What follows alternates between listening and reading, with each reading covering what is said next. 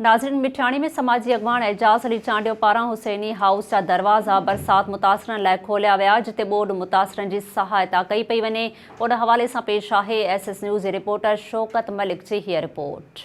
नाज़रीन, असीं हिन वक़्तु मिठाणी में मौजूदु आहियूं हुसैनी हाउस ते, ॿोॾि मुतासिरनि ऐं बरसात मुतासिरनि जे लाइ सखी मर्द एजाज़ चांडियो जी तरफ़ां टेंट, राशन ऐं मुख़्तलिफ़ शयूं ऐं मच्छरदानियूं विराइण जो सिलसिलो जारी आहे।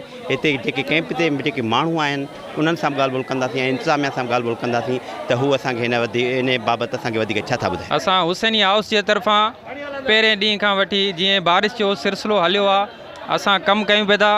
इंशा अल्लाह ताला असांजी पंहिंजी टीम आहे, हुसैनी हाउस जी टीम आहे। 15 खां 20 नौजवान मूंसां तावन में हूंदा आहिनि, जेके रोज़ राशन खणी पकी पकाए खणी उते टेंटनि वटि पुॼाईंदा आहिनि।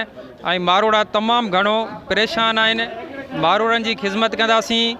मलेरिया जी बीमारी हींअर तमामु घणी थी वई आहे, डॉक्टरनि वटि तमामु घणी रश थी वई आहे। ग़रीबनि वटि न आहे पैसो जो डॉक्टरनि वटि पुॼी सघनि। इंशा अल्लाह ताला असां आईंदे हफ़्ते में पंहिंजी टीम घुराए ग़रीबनि जी ख़िदमत कंदासीं ऐं मलेरिया जा स्पेशल डॉक्टर घुराईंदासीं।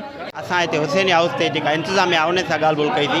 उन्हनि इहो ई असांखे ॿुधायो त असांजो वेलफेयर वारो ट्रस्ट वारो प्रोग्राम आहे, असांजो उहो जारी सां रहंदो ऐं ग़रीब मिसकिन माण्हू ॿोॾि मुतासिरनि बरसात मुतासिरनि थिया आहिनि, उन्हनि जी असां मदद कंदा रहंदासीं।